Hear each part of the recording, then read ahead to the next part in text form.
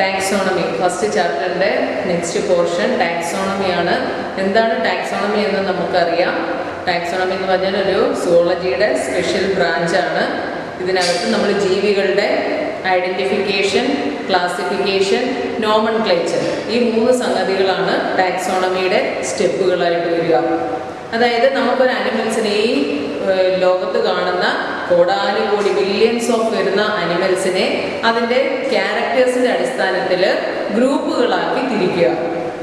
അപ്പോൾ ഒരു ഗ്രൂപ്പ് എന്ന് പറഞ്ഞാൽ ടാക്സോണമിയുടെ ഒരു ഗ്രൂപ്പ് എന്ന് പറഞ്ഞാൽ ആ ഗ്രൂപ്പിൽ വരുന്ന എല്ലാ ജീവികൾക്കും സിമിലർ ക്യാരക്ടേഴ്സ് ആയിരിക്കും ഉണ്ടായിരിക്കുക. അപ്പോൾ നമ്മൾ ഈ ടാക്സോണമിയുടെ ഓരോ ബ്രാഞ്ചിനെ അല്ലെങ്കിൽ ടാക്സോണമിയുടെ ഓരോ ഗ്രൂപ്പുകൾക്ക് പറയുന്ന പേരാണ് ടാക്സ. ഈ ടേം ഒരിക്കലും മറന്നു പോകരുത്, എക്സാമിന് ചോദിക്കും. ടാക്സോണമിയുടെ categories, the categories of taxonomy is called dash taxa. അപ്പോൾ ടാക്സോണമി അനുസരിച്ച് ടാക്സോണമിക്കകത്ത് സിമിലർ ക്യാരക്ടേഴ്സിനെ അടിസ്ഥാനമാക്കി നമ്മൾ ജീവികളെ ടാക്സകളാക്കി തിരിക്കുന്നുണ്ട്. അപ്പോൾ ഈ ടാക്സോണമിയിൽ ടാക്സകളാക്കാൻ, ജീവികളെ ഗ്രൂപ്പുകളാക്കാൻ നമ്മൾ ഫോളോ ചെയ്യുന്ന സ്റ്റെപ്പുകൾ ഏതൊക്കെയാണ്? ഐഡൻറ്റിഫിക്കേഷൻ. ആദ്യം നമ്മൾ ജീവികളെ തിരിച്ചറിയുക, അവരുടെ ക്യാരക്ടേഴ്സ് എല്ലാം ഐഡൻറ്റിഫൈ ചെയ്യുക. അതിനുശേഷം അവരെ ക്ലാസിഫൈ ചെയ്യുക, തരംതിരിക്കുക. അതിനുശേഷം നോമൻക്ലേച്ചർ. എന്താണ് നോമൻക്ലേച്ചർ എന്ന് പറഞ്ഞത്?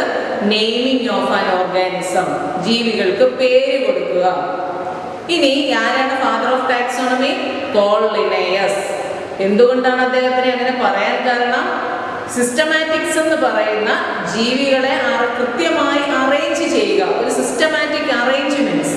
ആ സിസ്റ്റമാറ്റിക്സ് എന്ന് പറയുന്ന ബ്രാഞ്ച് അല്ലെങ്കിൽ അങ്ങനെ ഒരു ചിന്ത ഉണ്ടായത് അദ്ദേഹത്തിൻ്റെ പോൾ ലിനേയസിന്റെ ആദ്യത്തെ ബുക്കായ സിസ്റ്റമാ നാച്ചുറേ എന്ന് പറയുന്ന ബുക്കിലൂടെയാണ്. മറക്കരുത്, സിസ്റ്റമാ നാച്ചുറേ എഴുതിയത് പോൾ ലിനേയസ്. അതിലൂടെയാണ് ടാക്സോണമി എന്ന് പറയുന്ന ഒരു ബ്രാഞ്ചിന്റെ ഉത്ഭവം. അതുകൊണ്ടാണ് പോൾ ലിനേയസിനെ ടാക്സോണമിയുടെ ഫാദർ എന്ന് പറയുന്നത്. ടാക്സോണമിയുടെ step identification, classification and nomenclature. Nomenclature എന്ന് പറഞ്ഞാൽ ജീവികൾക്ക് പേരുകൾ നൽകുക. എന്താണ് ഈ പേരുകളുടെ പ്രത്യേക സയന്റിഫിക്? നമുക്ക് ലോക്കൽ നെയിമുകൾ ഒരുപാടുണ്ട്. നമ്മൾ തെങ്ങ് എന്ന് പറയുന്നത് ഒരു ലോക്കൽ നെയിമാണ്. എന്നാലും നമ്മളിവിടെ പറയുന്നത്, ടാക്സോണമിയിൽ പറയുന്നത് സയന്റിഫിക് നെയിമുകളെ കുറിച്ചാണ്. ഒരു ജീവിക്ക് സയന്റിഫിക് ശാസ്ത്രീയ നാമം. ശാസ്ത്രീയ നാമം എന്താണ്? ആ ശാസ്ത്രീയ നാമം കണ്ടാൽ നമുക്ക് എങ്ങനെ തിരിച്ചറിയാം? അല്ലെങ്കിൽ ഒരു ശാസ്ത്രീയ നാമത്തിലുള്ള പ്രത്യേകതകൾ എന്തൊക്കെയാണ്? അല്ലെങ്കിൽ ഒരു സയന്റിഫിക് നെയിമുകൾക്കുള്ള പ്രത്യേകത. ഒന്നാമത്തെ പ്രത്യേകത, ഈ സയന്റിഫിക് നെയിമിനെ നമ്മൾ പറയുന്നത് ബൈനോമിയൽ നോമൻക്ലേച്ചർ എന്നാണ്. Binomial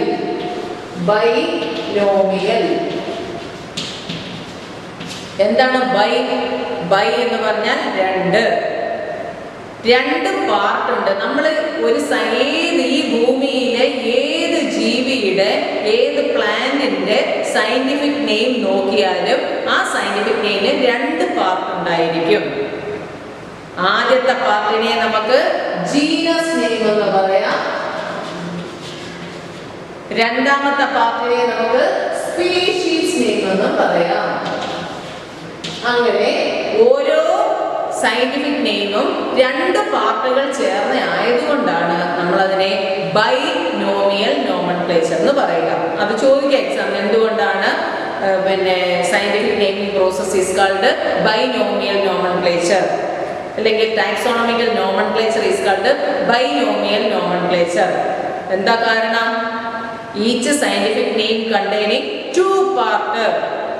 first part is generic name, second part is species name. അങ്ങനെ 2 പാർട്ട് ഉള്ളത് കൊണ്ടാണ് നിർബന്ധമാണ്. അതതിൻ്റെ അടിസ്ഥാന നിയമമാണ്. ഒരു ജീവിക്ക് സയന്റിഫിക് നെയിം ഇടുമ്പോൾ നമ്മൾ പാലിക്കേണ്ട അടിസ്ഥാന നിയമമാണ് അത്. അതുകൊണ്ടാണ് നമ്മൾ അതിനെ എന്തെന്ന് പറയാ? ബൈനോമിയൽ നോമൻക്ലേച്ചർ എന്ന് പറയുക. അതിൽ ആദ്യത്തെ പാർട്ട് ആ ജീവി ഉൾപ്പെടുന്ന, ഇപ്പൊ ഹോമോ സാപ്പിയൻസ് ആണെങ്കിൽ ഹോമോ എന്ന് പറയുന്നത് അതിന്റെ ഫസ്റ്റ് പാർട്ടാണ്. അത് ഹ്യൂമൻ ബീയിങ് ഉൾപ്പെടുന്ന ജീനസിന്റെ നെയിമാണ്. സാപ്പിയൻസ് എന്ന് പറയുന്നത് ഹ്യൂമൻ ബീയിങ് ഉൾപ്പെടുന്ന സ്പീഷീസിന്റെ പേരാണ്. ഹിബിസ്കസ് റോസ സൈനൻസിസ്, ഹിബിസ്കസ് എന്ന് പറഞ്ഞാൽ ചെമ്പരത്തി ഉൾപ്പെടുന്ന ജീനസിന്റെ നെയിമാണ്.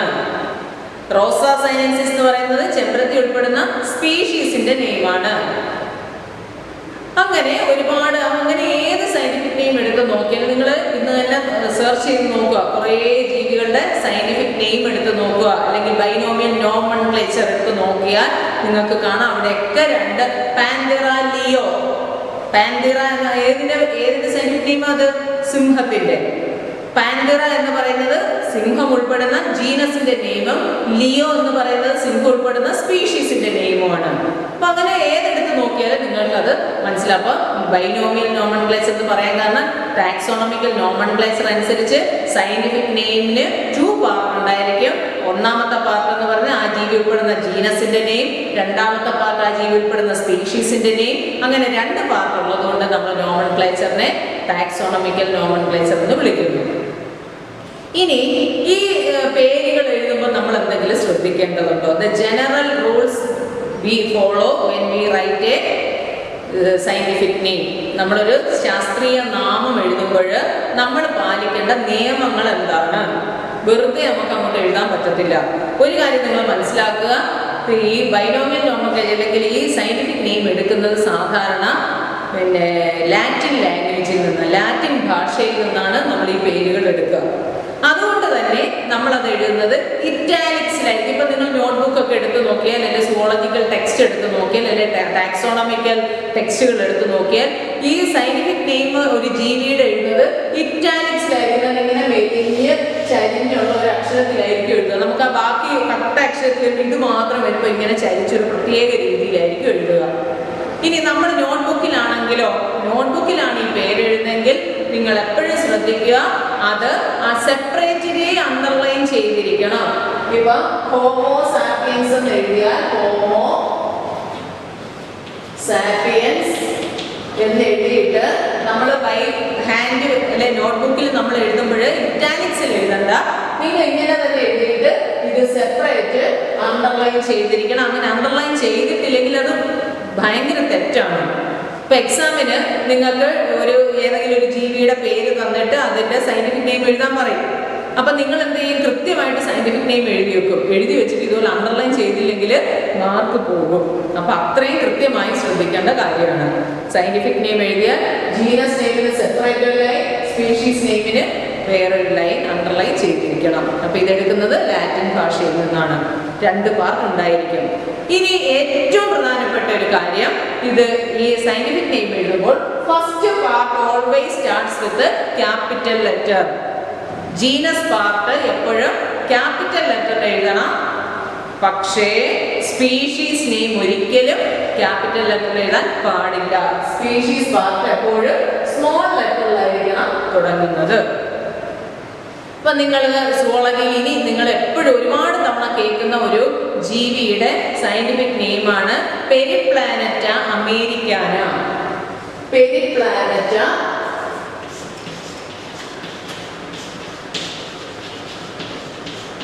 അമേരിക്കാന എഴുതുമ്പോൾ ആദ്യം ശ്രദ്ധിക്കേണ്ടത് സെപ്പറേറ്റ് ആയിട്ട് അണ്ടർലൈൻ ചെയ്തിരിക്കണം. രണ്ടാമത് ശ്രദ്ധിക്കേണ്ടത് ഇതിന്റെ ഫസ്റ്റ് പാർട്ടായ പെരിപ്ലാനറ്റ എന്ന് പറയുന്നത് ആ ജീവി ഉൾപ്പെടുന്ന ജീനസ് നെയിമാണ്. ഇത് ഏതാ ജീവി? കൂറ, അല്ലെങ്കിൽ ഞങ്ങളുടെ ഭാഷയിൽ പറഞ്ഞാൽ പാറ്റ എന്ന് പറയും, കൂറ. അപ്പൊ ഇതിന്റെ ഫസ്റ്റ് പാർട്ടായ പെരിപ്ലാനറ്റ അതെന്ന് പറയുന്ന ആ ജീവി ഉൾപ്പെടുന്ന ജീനസ് ആണ് പെരിപ്ലാനറ്റ. അത് തുടങ്ങുന്നത് ക്യാപിറ്റൽ ലെറ്ററിലായിരിക്കണം, നിർബന്ധമാണ്.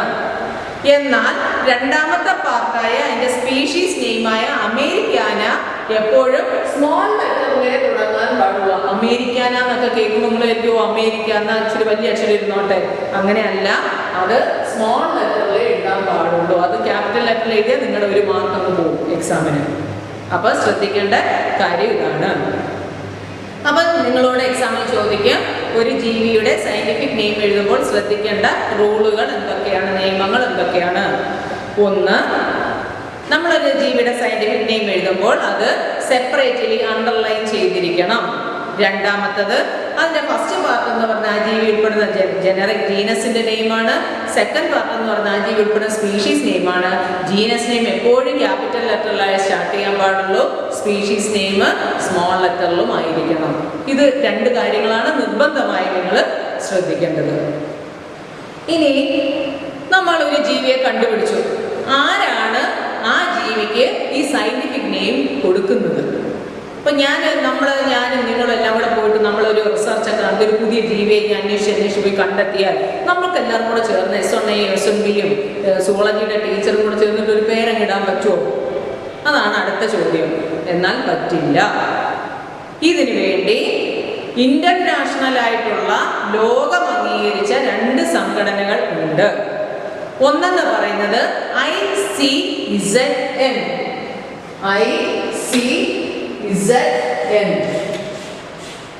എന്താ full form? International code for zoological nomenclature. International C എന്താ? കോഡ്, കൗൺസിൽ അല്ല. എല്ലാ വർഷവും കുട്ടികൾ തെറ്റിക്കുന്നതാണ്. ഇന്റർനാഷണൽ കോഡ് ഫോർ Z എന്ന് പറഞ്ഞാൽ സുവോളജിക്കൽ, എന്ന് പറഞ്ഞാൽ നോമൻക്ലേച്ചർ. ഇവരുടെ ഡ്യൂട്ടി എന്താ? അനിമൽസിന് പേര് കൊടുക്കുക. എന്തൊരു പേര്? Scientific name. നമ്മളൊരു അനിമലിനെ കണ്ടുപിടിച്ചാൽ ആ അനിമലിന് ഒരു പേര് കൊടുക്കാൻ യോഗ്യരായിട്ടുള്ള ഒരു സംഘടനയാണ്, ഒരു ഗ്രൂപ്പാണ് ICZN, international code for zoological nomenclature. എക്സാമിന് സ്ഥിരമായി ചോദിക്കുന്ന ചോദ്യം. ഇനി നമ്മളൊരു പ്ലാന്റിനെ ആണെങ്കിലോ ICBM. നിങ്ങൾക്ക് ഇപ്പൊ തന്നെ മനസ്സിലായിട്ടുണ്ടാവും. ഇന്റർനാഷണൽ കോഡ് ഫോർ ബി എന്താ? പ്ലാന്റ് ആകുമ്പോൾ botanical nomenclature. International code for botanical nomenclature, അതാണ് ICBN. അവരുടെ ഡ്യൂട്ടി എന്താ? നമുക്ക് ഒരു പ്ലാന്റിന് പേര് കൊടുക്കുക എന്നുള്ളതാണ് അവരുടെ ജോലി. എന്താണ് taxonomy? Taxonomy is the branch of zoology which deals with the identification, classification and nomenclature of the organism. ഒരു കാര്യം കൂടെ ഓർക്കുക, ടാക്സോണമിയിലെ ഓരോ കാറ്റഗറിയും നമ്മൾ വിളിക്കുന്ന പേരാണ് ടാക്സ. നമുക്കൊരു അനിമലിനെയോ ഒരു പ്ലാന്റിനെയോ പുതിയതായി ലഭിച്ചാൽ നമ്മൾ ആദ്യം ആനിമലിനെ നന്നായി പഠിക്കും, ഐഡന്റിഫൈ ചെയ്യും. പിന്നീട് നമ്മളതിനെ ക്ലാസിഫൈ ചെയ്യും. പിന്നീട് അതിനനുസരിച്ച് നമ്മളതിനെ നോമൻക്ലേച്ചർ, പേര് കൊടുക്കും. ഒരു പേരിന് 2 പാർട്ട് ഉണ്ടാവണം. First genus name, second species name. അത് എഴുതുമ്പോൾ ശ്രദ്ധിക്കേണ്ട കാര്യങ്ങൾ നമ്മൾ പറഞ്ഞു. ഇനി ഈ ചാപ്റ്ററിലെ ഏറ്റവും പ്രധാനപ്പെട്ട ഒരു ഭാഗത്തേക്കാണ് നമ്മൾ പോവുക. ഏതൊക്കെയാണ് ടാക്സോണമിയിൽ വരുന്ന പ്രധാനപ്പെട്ട ടാക്സകൾ ഏതൊക്കെയാണ്? ഈ ക്വസ്റ്റ്യൻ ഇല്ലാത്ത നിങ്ങൾ വേണമെങ്കിൽ ഒരു 10 വർഷം തൊട്ടുള്ള +1 ബയോളജിയുടെ സുവോളജി പാർട്ട് ക്വസ്റ്റ്യൻ എടുത്ത് നോക്കുക. അത് നോക്കിയാൽ നിങ്ങൾക്ക് മനസ്സിലാവും. ഇനി പറയാൻ പോകുന്ന ക്വസ്റ്റ്യൻ ഇല്ലാത്ത ഒരൊറ്റ ചോദ്യം, ഒരു ക്വസ്റ്റ്യൻ പേപ്പർ പോലും നിങ്ങൾക്ക് ഉണ്ടാവില്ല. ആ ക്വസ്റ്റ്യൻ ഇല്ലാത്ത ഒരു ക്വസ്റ്റ്യൻ പേപ്പർ ഇന്ന് വരെ വന്നിട്ടില്ല. അപ്പൊ അത്രയും പ്രധാനപ്പെട്ടതാണ് ഈ പാർട്ട് എന്ന് പറയുന്നത്. എല്ലാ വർഷവും അത് എല്ലാ കുട്ടികളെ കൊണ്ടും കാണാതെ എഴുതിക്കാതെ ഞാൻ പോയിട്ടേ ഇല്ല. അപ്പോൾ ഒരാൾ പോലും അത് പഠിക്കാതെ, അത്ര ഇമ്പോർട്ടൻ്റ് ആണ്, പഠിക്കാതെ പോകാൻ പാടില്ല. ഏതൊക്കെയാണ് പ്രധാനപ്പെട്ട ടാക്സുകൾ? എങ്ങനെയെങ്കിലും പഠിച്ചിട്ട് കാര്യമില്ല, അത് അതിൻ്റെ ക്രമത്തിൽ തന്നെ അറേഞ്ച് ചെയ്യാൻ പഠിക്കണം. ആ കാറ്റഗറിയെ, ടാക്സോണമിക്കൽ കാറ്റഗറിയെ അതേ ക്രമത്തിൽ എഴുതാൻ പഠിക്കണം. അപ്പൊ നമുക്കതിൻ്റെ ഏറ്റവും ചെറിയ ഒരു ഭാഗം തൊട്ട് നമുക്ക് മുകളിലേക്ക് പഠിക്കാം. ആദ്യത്തെ ടാക്സ്, ഏറ്റവും ചെറിയ ടാക്സ് എന്ന് പറയുന്നത് സ്പീഷീസ്. കുറച്ചുകൂടെ വലുത് ജീനസ്. അതിനടുത്തത് ഫാമിലി. അതിനടുത്തത് ഓർഡർ. പിന്നീട് ക്ലാസ്, ഫൈലം, കിങ്ഡം. ഇത്രയാണ് ടാക്സോണമിയിൽ വരുന്ന പ്രധാനപ്പെട്ട ടാക്സുകൾ അല്ലെങ്കിൽ കാറ്റഗറികൾ. നമ്മളൊരു ജീവിയെ നോമൻക്ലേച്ചറിന് മുമ്പായിട്ട് ഈ പറയുന്ന ടാക്സുകളിലേക്കാണ് അറേഞ്ച് ചെയ്യേണ്ടത്. ആ അറേഞ്ച് ചെയ്യണമെങ്കിൽ നമ്മൾ ആ ജീവിയെ ഐഡന്റിഫൈ ചെയ്ത് നന്നായി അതിൻ്റെ ക്യാരക്ടേഴ്സ് മനസ്സിലാക്കണം. ആ ക്യാരക്ടേഴ്സ് ടാക്സിന്റെ അടിസ്ഥാനത്തിൽ നമുക്ക് കിട്ടിയ ജീവി ഏത് സ്പീഷീസിൽ പെടും, ഏത് ജീനസിൽ പെടും, ഏത് ഫാമിലിയിൽ പെടും, ഏത് ഓർഡർ, ഏത് ക്ലാസ്, ഏത് ഫൈലം. പിന്നെ അനിമൽ കിങ്ഡം ആണല്ലോ, സോളജിയാണ് അനിമൽ കിങ്ഡം അല്ലെങ്കിൽ പ്ലാന്റ് കിങ്ഡം, ബോട്ടണിയിലാണ് പ്ലാന്റ് കിങ്ഡം. അപ്പൊ ഇതാണ് പ്രധാനപ്പെട്ട ടാക്സുകൾ. അത് ഒന്നുകിൽ മുകളിൽ നിന്ന് താഴേക്ക് പഠിക്കാം, അല്ല അപ്പൊ ആരോമാർക്ക് ഇങ്ങോട്ടിടണം എന്ന് മാത്രം. അപ്പൊ കിങ്ഡം, ഫൈലം ആ രൂപത്തിലാണ്. കിങ്ഡം, ഫൈലം, ക്ലാസ് ആണെങ്കിൽ ആരോമാർക്ക് ഇങ്ങോട്ടേക്ക് ഇടണം. അല്ല സ്പീഷീസ് ടു ജീനസിലേക്ക്, അല്ലെങ്കിൽ നിങ്ങളോട് പറയുക പിന്നെ അസെൻഡിങ് ഓർഡറിൽ എഴുതുക അല്ലെങ്കിൽ ഡിസെൻഡിങ് ഓർഡറിൽ എഴുതുക എന്നായിരിക്കും. ടാക്സോണമിക്കൽ കാറ്റഗറിയെ അസെൻഡിങ് ഓർഡറിൽ എഴുതാൻ പറഞ്ഞാൽ എന്ത് ചെയ്യണം? നിങ്ങൾ ചെറുതിൽ നിന്ന് വലുതിലേക്ക് എഴുതുക.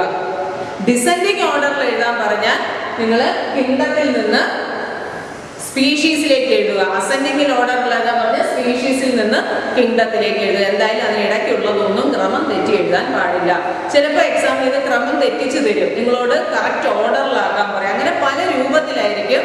ചിലപ്പോൾ ഇതിനിടയ്ക്ക് 2 എണ്ണം വിട്ടിട്ടുണ്ടാവും, അത് ഫില്ല് ചെയ്യാൻ പറയും.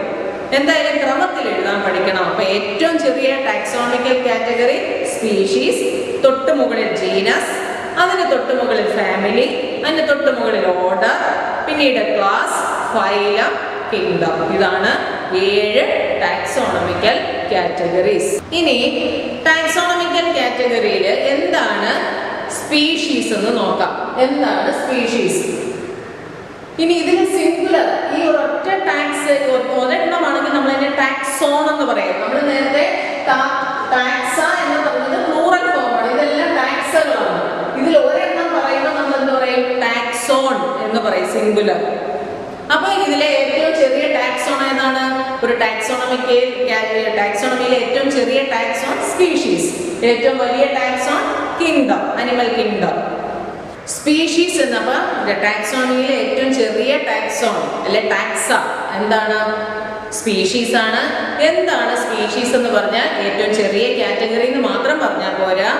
ഒരു സ്പീഷീസിൽ ഉൾപ്പെട്ട ജീവികൾ എന്ന് പറഞ്ഞാൽ അവർ മോർഫോളജിക്കലി സിമിലർ ആയിരിക്കും, റീപ്രൊഡക്റ്റീവലി സിമിലർ ആയിരിക്കും.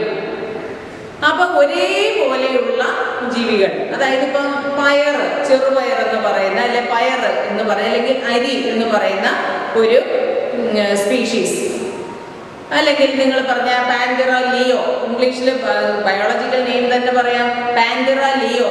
അതിനകത്തെ സ്പീഷീസ് ഏതാണ്? ലിയോ. നമ്മൾ പറഞ്ഞ രണ്ടാമത്തെ പാർട്ടാണ് അത് ഉൾപ്പെടുന്ന സ്പീഷീസ്. ലിയോ എന്ന് പറഞ്ഞ ഒരു സ്പീഷീസ് എന്ന് പറഞ്ഞാൽ അതിനകത്തുള്ള ജീവി എന്ന് പറഞ്ഞാൽ കണ്ടാൽ ഒന്ന് തന്നെ, ഒരേ ജീവി എന്ന് വെച്ചാൽ ഒരു സ്പീഷീസിൽ ഒരു തരം ജീവിയേ ഉള്ളൂ. അതുപോലെ ഇരിക്കുന്ന മറ്റൊന്നിനെ നമുക്ക് അവിടെ ഉൾപ്പെടുത്താൻ പറ്റില്ല. ലിയോ എന്ന് പറഞ്ഞാൽ അത് സിംഹമാണ്. സിംഹത്തിനെ പോലെ ഇരിക്കുന്ന വേറൊന്നും അവിടെ ഇരിക്കാൻ പറ്റില്ല. പിന്നെ ഒരു സ്പീഷീസിന്റെ പ്രത്യേകത അവര് റീപ്രൊഡക്റ്റീവ്ലി സിമിലർ ആയിരിക്കും, അല്ലെങ്കിൽ അവർക്ക് ആ ഒരു സ്പീഷീസിൽപ്പെട്ട ജീവിക്ക് നാച്ചുറലി, ആർട്ടിഫിഷ്യലി നമുക്ക് എന്തും ചെയ്യാം, നാച്ചുറലി അവർ തമ്മിലെ സെക്ഷുവൽ റീപ്രൊഡക്ഷനിൽ ഏർപ്പെടുകയുള്ളൂ. നാച്ചുറലി അവര് ഒരു സ്പീഷീസിൽപ്പെട്ട ജീവികൾ തമ്മിലെ പരസ്പരം റീപ്രൊഡക്ഷൻ നടത്തി ഒരു കുഞ്ഞുങ്ങളുണ്ടാവുകയുള്ളൂ. പിന്നെ മോർഫോളജിക്കലി സിമിലർ, കണ്ടാൽ ഒന്ന് തന്നെയാണ്. എല്ലാ സിംഹത്തിനെയും കണ്ട സിംഹമാണ്, നമുക്ക് കണ്ടാൽ തന്നെ അറിയാം. ഇനി പൈസം സറ്റൈവം എന്ന് പറഞ്ഞ പ്ലാന്റ്, സറ്റൈവമാണ് അതിന്റെ സ്പീഷീസ്. സറ്റൈവം എന്ന് പറയുന്ന സ്പീഷീസിൽപ്പെട്ട ജീവികളാണെങ്കിൽ പ്ലാന്റ് ആണെങ്കിൽ അവര് ഒരേപോലെ റീപ്രൊഡക്ഷൻ നടത്തുന്നു, അല്ല അവർ തമ്മിലേ പോളിനേഷൻ നടക്കുള്ളൂ. പ്ലാന്റ് അല്ലേ, അവർ തമ്മിലേ പോളിനേഷൻ നടക്കുള്ളൂ. അതുപോലെ ഇരിക്കുന്ന മറ്റൊരു പ്ലാന്റുമായി പോളിനേഷൻ നടക്കില്ല. കണ്ടാൽ ഒരുപോലെ ഇരിക്കുന്ന പ്ലാന്റുകളായിരിക്കും. ഹോമോസ് ആപ്പിയൻസ് നമ്മൾ ഉൾപ്പെടുന്ന കൂട്ടമാണ്. അതിൽ നമ്മുടെ സ്പീഷീസ് ഏതാ? സാപ്പിയൻസ് എന്നാണ്. സാപ്പിയൻസ് എന്ന് പറഞ്ഞാൽ നമ്മൾ ഹ്യൂമൻ ബീയിങ് ആണ്. അതുപോലെ ഇരിക്കുന്ന വേറൊരു ജീവിയെ അതിനകത്ത് ഉൾപ്പെടുത്താൻ പറ്റില്ല. ഹോമോസാപ്പിയൻസ് എന്ന് പറഞ്ഞാൽ അത് മനുഷ്യന് മാത്രമേ ഉള്ളൂ. അപ്പൊ അങ്ങനെ ഒരു സ്പീഷീസ് എന്ന് പറഞ്ഞാൽ മോർ സിമിലർ ഓർഗാനിസംസ് ഉൾപ്പെട്ട, അല്ലെങ്കിൽ similar organism, morphologically identical organisms ഉൾപ്പെട്ട ഏറ്റവും ചെറിയ ടാക്സയാണ്, ടാക്സോൺ ആണ് പിന്നെ സ്പീഷീസ് എന്ന് പറഞ്ഞാൽ. അപ്പൊ ജീനസ് എന്താണ്? ഇപ്പൊ ഒരു 100 സ്പീഷീസ് ഉണ്ടെങ്കിൽ നമ്മളിപ്പോ ഒരു 100 സ്പീഷീസ് ഇങ്ങനെ എടുത്തു വെച്ചിട്ടുണ്ട്. കോടാനുകൂടി സ്പീഷീസ് ഉണ്ട്. ഓരോ ഓർഗാനിസം ഓരോ സ്പീഷീസ് ആണ്. അപ്പൊ ആ സ്പീഷീസുകളെ നമ്മൾ നോക്കുമ്പോൾ ചില സ്പീഷീസ് ഓഫ് ഓർഗാനിസംസ് തമ്മിൽ ഭയങ്കര സിമിലാരിറ്റി, അങ്ങനെയാണെങ്കിൽ മോർ സിമിലർ സ്പീഷീസിനെ ഉൾപ്പെടുത്തി നമ്മൾ ഒരു കുറച്ചുകൂടെ വലിയ ഒരു കാറ്റഗറി ഉണ്ടാക്കി. അപ്പോൾ അതിനെയാണ് നമ്മൾ ജീനസ് എന്ന് പറയുക. More related species constitute A genus. അവരെ ഒന്നിച്ച് ചേർത്ത് നമ്മൾ ഉണ്ടാക്കുന്ന കുറച്ചുകൂടെ വലിയൊരു കാറ്റഗറി ഓഫ് ഓർഗാനിസത്തിനെ ജീനസ് എന്ന് പറയാം. ഒരു എക്സാമ്പിൾ ഞാൻ പറയാം. പാന്തിറ ലിയോ നിങ്ങൾ പറഞ്ഞു, ഏതാണ്? സിംഹം. പാന്തിറ ടൈഗ്രിസ് ഉണ്ട്, അത് പുലിയാണ്, ടൈഗറാണ്. അപ്പം രണ്ടിന്റെയും ഒന്ന് ലിയോ എന്ന് പറയുന്ന സ്പീഷീസ്, ഒന്ന് ടൈഗ്രിസ് എന്ന് പറയുന്ന സ്പീഷീസ്. സ്പീഷീസ് നോക്കിയാൽ ലിയോ എന്ന് പറഞ്ഞാൽ സിംഹം മാത്രവും ടൈഗ്രിസ് എന്ന് പറഞ്ഞാൽ ടൈഗർ മാത്രമാണ്. എന്നാൽ രണ്ടിന്റെ ജീനസ് എന്താ? പാന്തിറയാണ്. എന്ന് പറഞ്ഞാൽ they are more related species. ആ രണ്ട് സ്പീഷീസുകൾ തമ്മിൽ ഒരുപാട് ക്യാരക്ടേഴ്സിൽ സിമിലർ ഉണ്ട്. അങ്ങനെ മോർ സിമിലർ ക്യാരക്ടേഴ്സ് ഫോളോ ചെയ്യുന്ന അല്ലെങ്കിൽ എക്സിബിറ്റ് ചെയ്യുന്ന സ്പീഷീസുകളെ കൂട്ടി ചേർത്തിട്ടാണ് നമ്മൾ ജീനസ് ഉണ്ടാക്കുക. ഇനി നിങ്ങൾക്ക് അപ്പൊ അടുത്തത് പറയാം, എന്താണ് ഫാമിലി? മോർ റിലേറ്റഡ് ജീനസിനെ ചേർത്ത് ഫാമിലി ഉണ്ടാക്കാം, മോർ റിലേറ്റഡ് ഫാമിലിയെ ചേർത്ത് ഓർഡറുകൾ ഉണ്ടാക്കാം. അങ്ങനെ ഓരോ ടാക്സോണുകൾ കഴിഞ്ഞ് കടന്നു പോകുന്തോറും അനിമൽസ് തമ്മിലുള്ള സിമിലാരിറ്റി കുറഞ്ഞു വരും. സ്പീഷീസ് എന്ന് പറഞ്ഞാൽ ഒരു തരം ജീവിയേ ഉള്ളൂ. എന്നാൽ ജീനസ് എന്ന് പറഞ്ഞാൽ അവിടെ 2 3 ഒരു ജീനസ് എന്ന് പറഞ്ഞാൽ അതിൽ 5 6 തരം സ്പീഷീസുകൾ ഉണ്ടാവും. അവർ ഒരുപോലെ ഇരിക്കും. ഫാമിലി എന്ന് പറഞ്ഞാൽ അവിടെ 10 15 ജീനസുകൾ ഉണ്ടാവും. പക്ഷെ അവർ തമ്മിൽ ഏതെങ്കിലുമൊക്കെ ചെറിയ ക്യാരക്ടേഴ്സിൽ സിമിലാരിറ്റി ഉണ്ടാവും. ഇനി കുറേ ഒരു 10 1000 ഫാമിലികൾ ചേർന്ന് ഓർഡർ ഉണ്ടാക്കുക. അവർ തമ്മിൽ ചിലപ്പോൾ ഒരു ക്യാരക്ടറിന്റെ സിമിലാരിറ്റിയെ കാണുള്ളൂ, പക്ഷേ നമ്മൾ അവരെ ഒരു ഫാമിലിയിൽ ഉൾപ്പെടുത്തും. അങ്ങനെ ചെറിയ ചെറിയ ടാക്സുകൾ ചേർത്തുണ്ടാക്കുന്ന വലിയ ഗ്രൂപ്പിനെയാണ് നമ്മൾ എന്തെന്ന് പറയുക? ഏറ്റവും വലുതാണ് അനിമൽ കിങ്ഡം. അനിമൽ കിങ്ഡത്തിലേക്ക് എത്തുമ്പോഴേക്കും ഈ പ്രപഞ്ചത്തിലെ മുഴുവൻ അനിമൽസും അതിനകത്ത് ഉൾപ്പെടും. അതാണ് ഈ ലാർജസ്റ്റ് ടാക്സ എന്ന് പറയുന്നത്. അപ്പം ടാക്സോണമി എന്ന് പറയുമ്പോൾ ഒന്നിൽ കൂടുതലായി 7 ടാക്സകൾ ചേർന്നതാണ്, അല്ലെങ്കിൽ സിംഗുലർ ആണ്, ടാക്സോണുകൾ ചേർന്നതാണ്. അതിൽ ഏറ്റവും ചെറിയ ടാക്സോൺ എന്ന് പറയുന്നത് സ്പീഷീസ്, അതിന് തൊട്ട് മുകളിൽ ജീനസ്, അതിന് തൊട്ട് മുകളിൽ family, order, class, phylum, animal kingdom. Species എന്ന് പറഞ്ഞാൽ ഏറ്റവും ഒരു സിമിലർ ഓർഗാനിസം ആയിരിക്കും അതിലുണ്ടാവുക. മോർ റിലേറ്റഡ് സ്പീഷീസുകളെ ചേർത്ത് ജീനസ് ഉണ്ടാവും. മോർ റിലേറ്റഡ് ജീനസുകളെ ചേർത്തിട്ട് നമ്മൾ ഫാമിലി ഉണ്ടാക്കും. അങ്ങനെ പോകും. നിങ്ങൾക്ക് എക്സാമിന് ചോദിക്കുക, ഈ ടാക്സുകളെ ഹൈറാർക്കിയൽ അറേഞ്ച്മെന്റ് ചെയ്യുക അല്ലെങ്കിൽ അതിന്റെ ഓർഡറിൽ അറേഞ്ച് ചെയ്യുക എന്നായിരിക്കും. അത് അസെൻഡിങ് എന്ന് പറയുവാണെങ്കിൽ നിങ്ങൾ ചെറുതിൽ നിന്ന് വലുതിൽ അസെൻഡിങ് എന്ന് പറഞ്ഞാൽ ചെറുതിൽ നിന്ന് വലുതിലേക്ക് എഴുതുക. ഡിസെൻഡിങ് എന്ന് പറഞ്ഞാൽ വലിയ ടാക്സിൽ നിന്ന് ചെറുതിലേക്ക് എഴുതാൻ ശ്രദ്ധിക്കുക. ആരോ മാർക്ക് അതിനനുസരിച്ച് ഇട്ടുകൊടുക്കണം.